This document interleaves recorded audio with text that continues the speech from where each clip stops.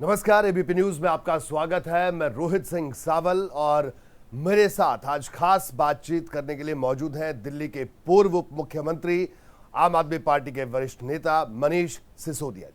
मनीष जी, आपका स्वागत है एबीपी न्यूज में। धन्यवाद, बहुत बहुत धन्यवाद। तो मनीष जी, 17 महीने जेल और उसके बाद आप बाहर हैं, अभी जमानत पर हैं और आप फिर से पार्टी के कामकाज आपने शुरू कर दिया है। लेकिन सबसे पहला सवाल यही, जो ये 17 महीने जो रहे, ये कैसे आपके बीते? हर शख्स ये जानना चाहता है कि मनीष सिसोदिया ने 17 महीने क्या किया। देखिए, 17 महीने देश के चिंतन के बारे में भी बीते। देश को मैंने खूब पढ़ा, मतलब पुरानी किताबों से लेके जो नए लोगों ने किताबें लिखी, नंदन नीलेकणी साहब ने जो एनालिसिस किए, या उसमें सिर्फ टू नेम ए फ्यू, बहुत किताबें पढ़ी मैंने जी। और अध्यात्म में गीता से लेके उपनिषद खूब अध्ययन किया कि सुनते हैं, उनके स्निपेट्स सुनते हैं उपनिषदों के, तो लेकिन क्या है उनमें, खूब पढ़ा मैंने, कई उपनिषद पढ़े और शिक्षा को लेके, दुनिया भर की एजुकेशन को लेके किताबें पढ़ी।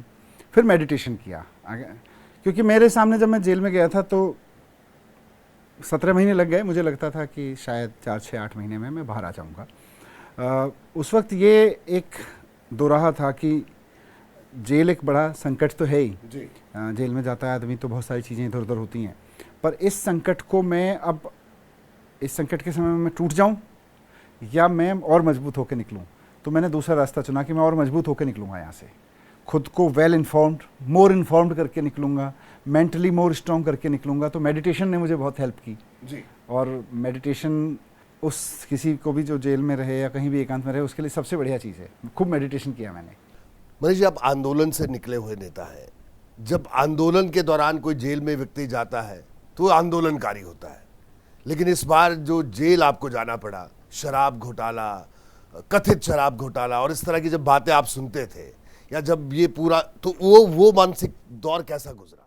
नहीं, हंसी आती थी मुझे तो देख के, जब वो उनके भारतीय जनता पार्टी के प्रवक्ता या इन लोगों के वकील उस तरह की बातें करते थे, इतना हो गया, इतना हो गया। मैंने कहा यार कब हो गया है? मैं तो हमेशा सोचता था।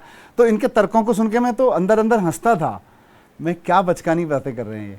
पर ठीक है, मतलब इन लोगों ने कहानी बनाई, वो कहानी अब कोर्ट में जाके ट्रायल में झूठी साबित हो जाएगी, तो ट्रायल में हो ही जाएगी, मुझे पता है।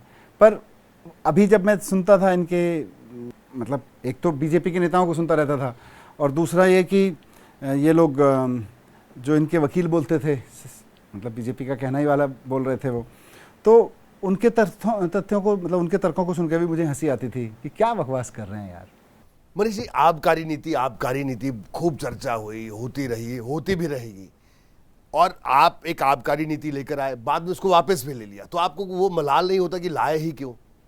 नहीं लाए, भाई सरकार में हर साल एक पॉलिसी बनती है। जी, हर सरकार में बनती है, हर साल बनती है। हर सरकार हर साल पॉलिसी लाती है जी। तो आगे भी सरकार में जो हम रहेंगे, जो भी और रहेंगे, अभी भी इस बीच में भी आई हैं, तो पॉलिसी तो हमेशा आएगी। पॉलिसी में कुछ गलत भी नहीं किया, अब जब गलत नहीं किया तो मलाल किस लिए? जी। दिल्ली के इंटरेस्ट के लिए जो काम किए, अब ठीक है, इन्होंने शराब की नीति का घोटाला लगा दिया, कह रहे हैं ये तो हर फुल स्टॉप कॉमा में घोटाला बता रहे हैं। वो स्कूल में कमरे बना दिए, बोले जी ज़्यादा चौड़े कमरे बन गए, बाथरूम ज़्यादा बन गए। मतलब जब इनको वो नहीं चिपका, इन्हें लगा शराब घोटाला चिपक जाएगा, चिपक नहीं रहा इनका कुछ। तो लेकिन मनीष जी, आपसे कोई खास स्नेह है? अगर आप जिनकी आप बात कर रहे हैं उनसे, भारतीय जनता पार्टी की बात, तो उनको आपसे कोई खास स्नेह है क्या?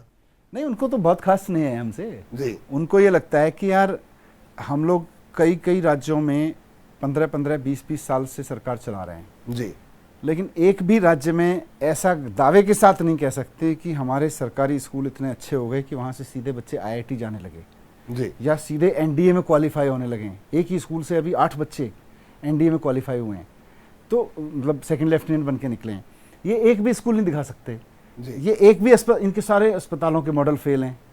20-20, 25-25 साल हो गए इनको सरकार चलाते हुए कई राज्यों में, तो और बड़े बड़े पावरफुल सरकारें चलाई हैं इन्होंने। इनसे रोज़गार नहीं संभला, इनसे बिजली सस्ती नहीं हुई। सस्ती तो छोड़ो, हर राज्य में जहाँ जहाँ भारतीय जनता पार्टी महंगी करती है, हमने ज़ीरो बिजली के बिल करके दिखा दिए। तो ये इसलिए डरते हैं, और जब डरते हैं तो एक डरा हुआ राजा जो कर सकता है वो ये कर रहे हैं।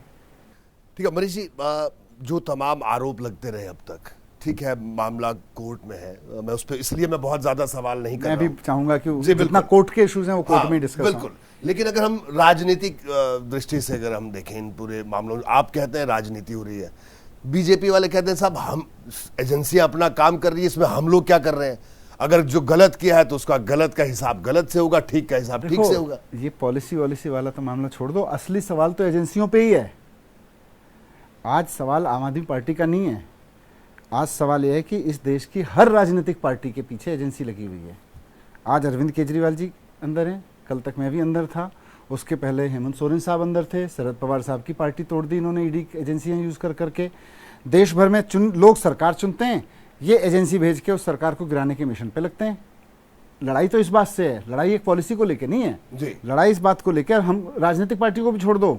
मैं तो उस दिन भी कहा स्टेज से कि अगर आज सारी राजनीतिक पार्टियां इकट्ठी हो जाएं तो अरविंद केजरीवाल जी 24 घंटे में बाहर आ जाएंगे, जितने भी अपोजिशन के लोग हैं। क्योंकि आज हमारा नंबर है, कल राहुल गांधी जी का नंबर होगा, परसों खड़गे साहब का नंबर होगा, फिर सोनिया गांधी जी का नंबर होगा, कल वो किसी और पार्टी के नेता का नंबर होगा, कल हेमंत सोरेन साहब थे ही, आज हम हैं। तो अगर इसके खिलाफ आवाज़ नहीं उठाई गई तो ये सारे विपक्ष को अंदर डाल देंगे और इसी तरह से करेंगे परेशान। एक बात जी। लेकिन खाली विपक्ष की बात नहीं है रोहित जी, आज देश में व्यापारियों के ऊपर बड़ा संकट है।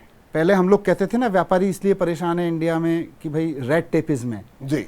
अब वो रेड टेपिज्म एक्चुअली छोटा पड़ गया, अभी तो एक्सटॉर्शन का धंधा चल रहा है एजेंसियों का। व्यापारियों को पूरे देश में, अच्छा नज़ीर हमें बनाया जाता, देखा मनीष सिसोदिया को 17 महीने अंदर रह के आया है, ईडी का नोटिस पकड़। अब उस व्यापारी को लगता है तो 100-200 करोड़ रुपए का व्यापार करता है, किस चक्कर में पड़ रहा है? जब मनीष सिसोदिया 17 महीने रह गया, तू 17 महीने रह गया, तेरा तो सब चौपट हो जाएगा।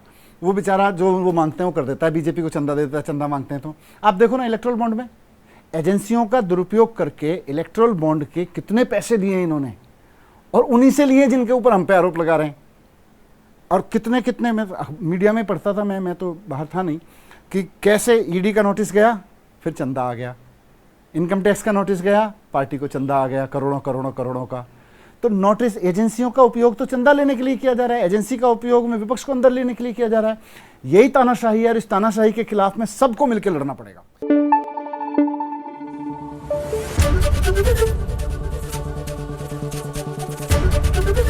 एबीपी न्यूज आपको रखे आगे।